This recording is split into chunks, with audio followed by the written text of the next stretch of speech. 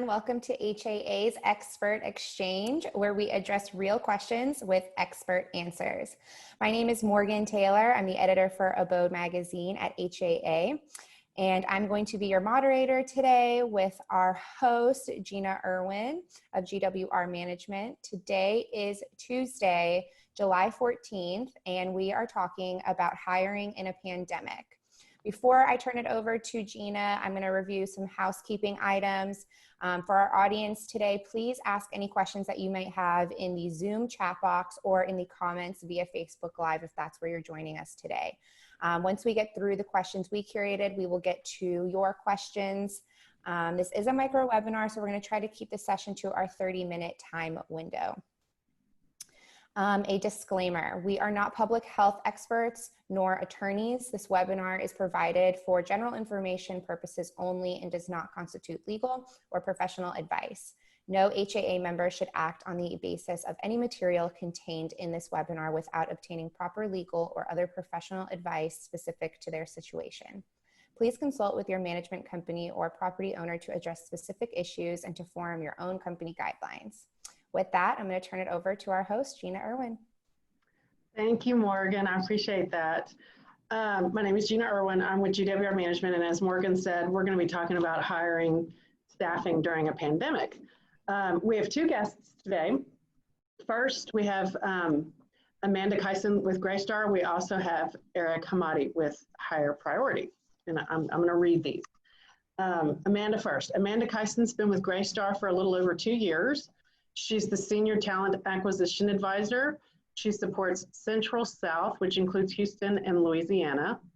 She's worked in talent acquisition and recruiting for over 10 years in retail, restaurant, and multifamily property management. Amanda, thank you for joining us. Hi. Also with us is Eric Hemati. He is the EVP of Learning and Development for Higher Priority. He has excelled in sales and business development for more than 25 years. Entrepreneurial by nature, Mr. Hemati has created significant value for organizations in multifamily, staffing, entertainment, technology, and finance. As a mentor and a business coach, Mr. Hemati's mission is to develop others as they invest in themselves through realizing their true value and incredible potential in the world around them. Eric, glad to have you. That sounds really impressive. That sounds super impressive. Well, this is great. Thank you guys for joining us. Today's topic probably reaches a lot of people that have been asking the same kind of questions. So let's kind of get right to it. My first couple of questions are going to be specific to Amanda. And then Eric, we'll kind of chime in after once we get to more general questions. Amanda, let's keep it simple. Start with the basics. Are your offices open and operational? And do you have a whole team in place anywhere? Can you just touch on that for us? Yeah. So here at Greystar, we are fully staffed.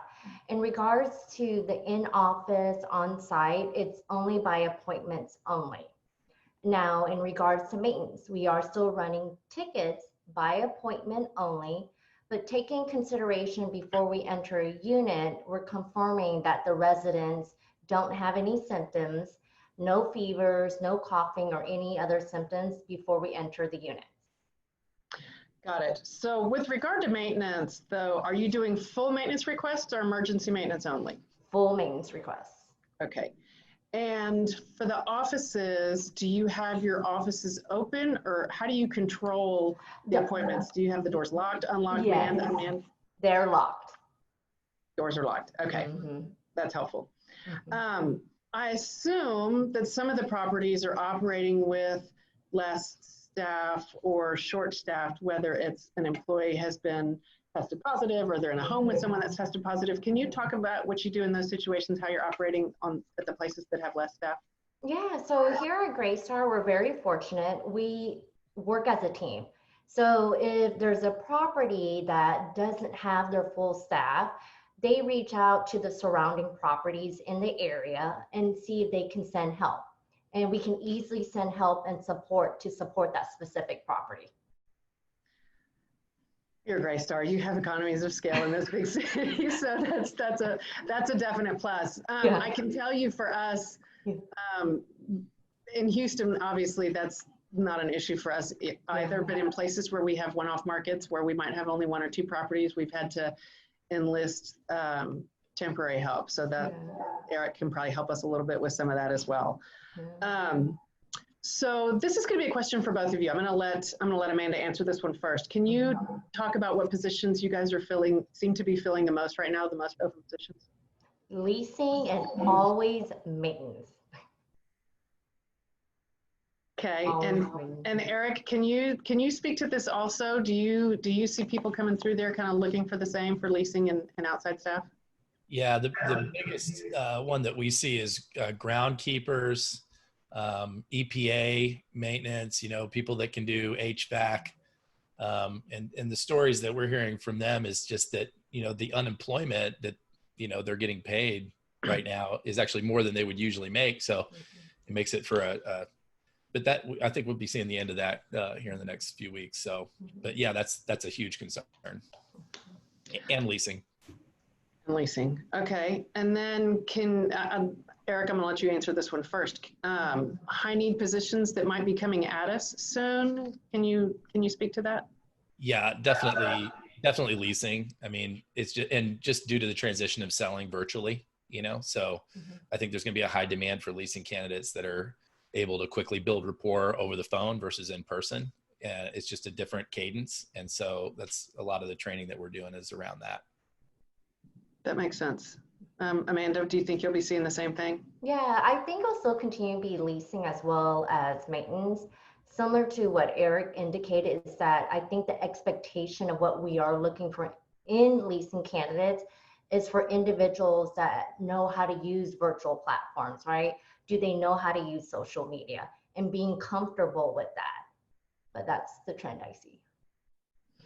And are you teaching differently? And since leasing seems to be kind of the hot topic now, I guess, trying to kind of adjust how we've been teaching people to lease apartments, are you adjusting with the folks that you currently have, or really just as you look forward? Amanda? Yes, we've adjusted. As you can see, we have done virtual tours, as well as other things. But then that's something that we do teach. We also have a marketing department specific with Greystar that has sent out communication on how to do virtual tours, as well as how to create social media messages that they can send out at their properties. That makes sense. Eric, I'm going to ask you this one because you probably see this more than those of us in this role. What are some of the other industries that are affected by COVID whose professionals could transition into multifamily? Yeah, it's a great question. So we see a lot of like commercial real estate is a great example, because now with remote work, there's less of a need for what they offer. And so you've got sales professionals in that vertical. Building engineers would transition easily, especially in mixed use and luxury mid-rise. Airlines is another big one. So in the past, the benefits that airlines would give made employees unlikely to leave, but with all the layoffs and travel currently just less attractive, airline professionals are open to opportunities in a more stable industry, like leasing.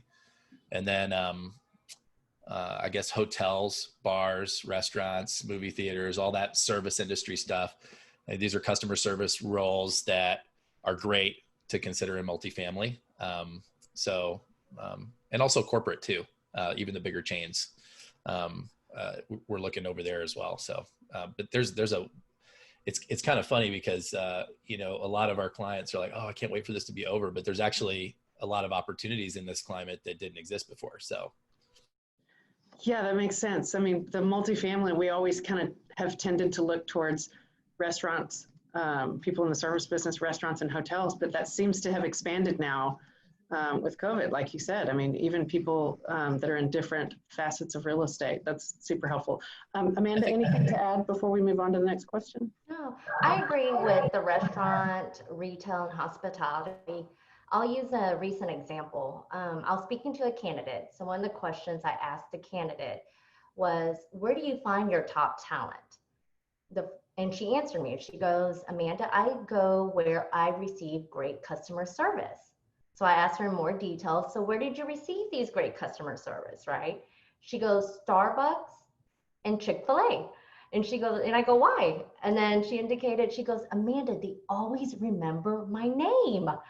And so she hired a leasing consultant from Chick-fil-A. And she told me, she goes, that individual remembers all my residents' names. Leasing 101. That's pretty fundamental. Eric, I apologize. I think I might have cut you off a little bit when I turned over to Amanda. Did you have something else to add?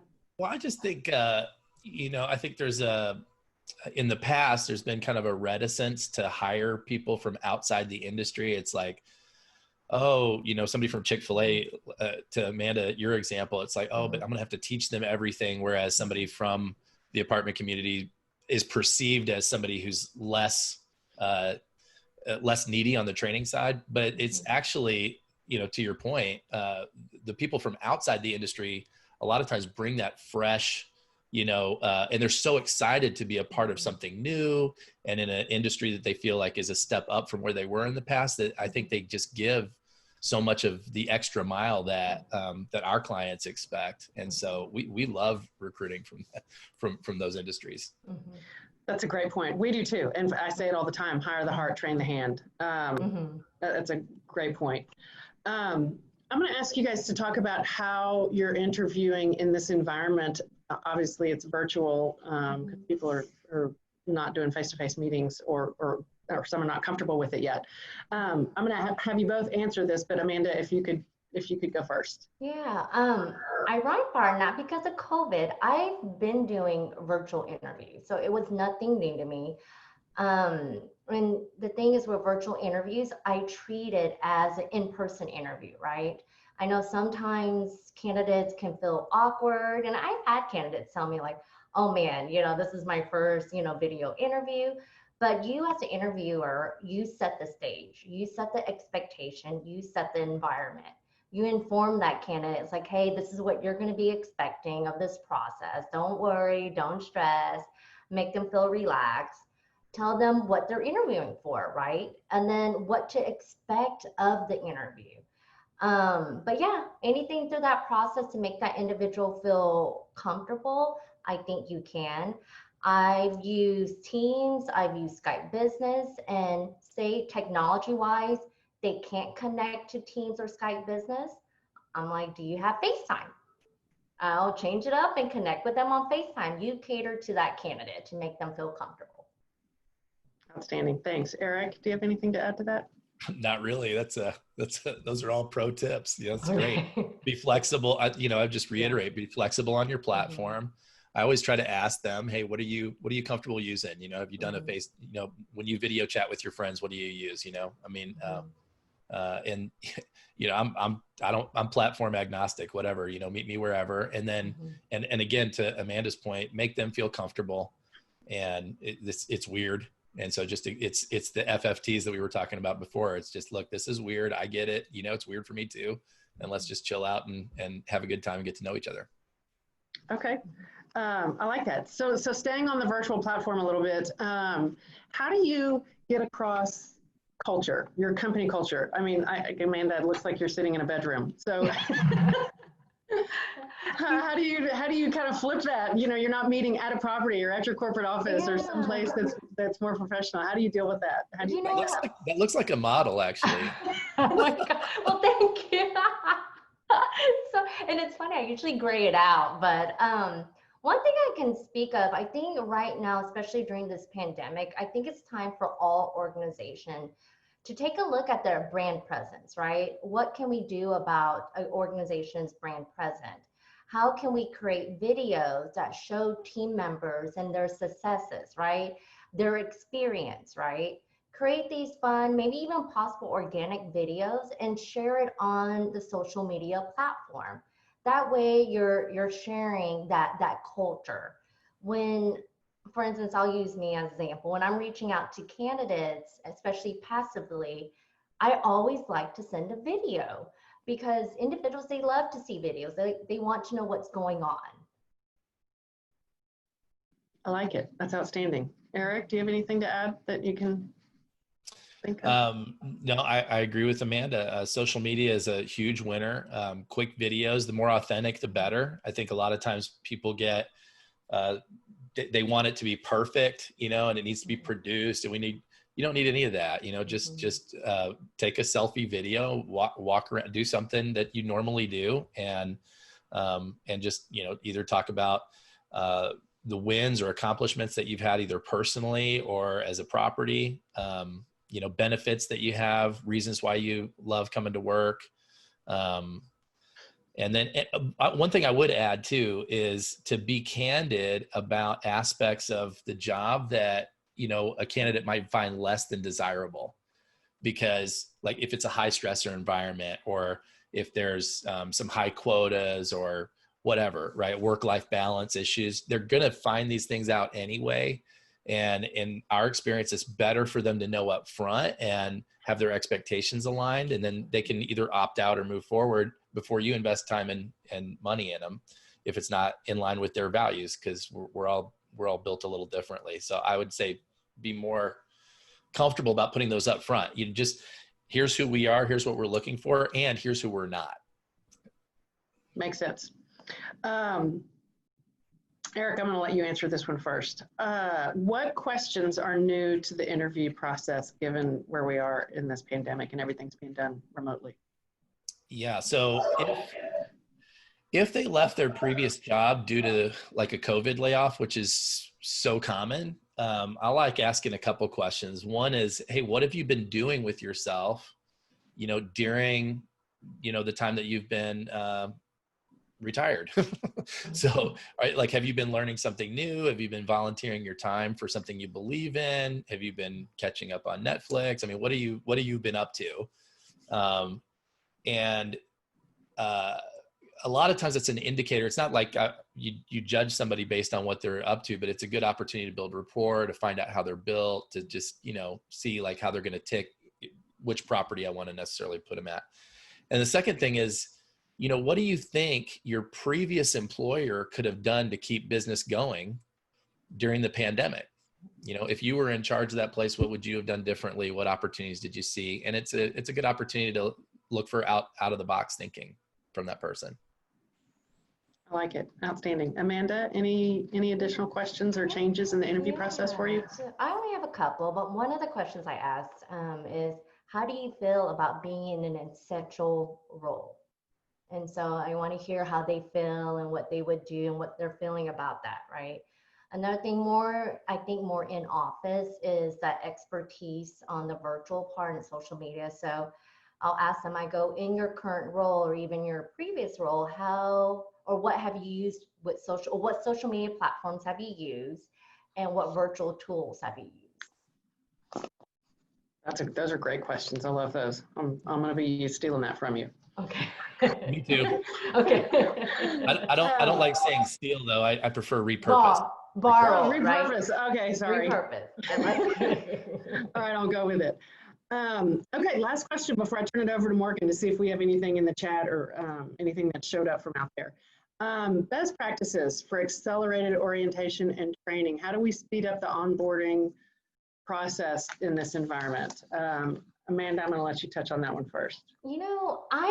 I don't want to view as speeding, right? The way I want to view onboarding and is the experience, right? How can we create an experience for new team members, new candidates that's similar to an in-person experience?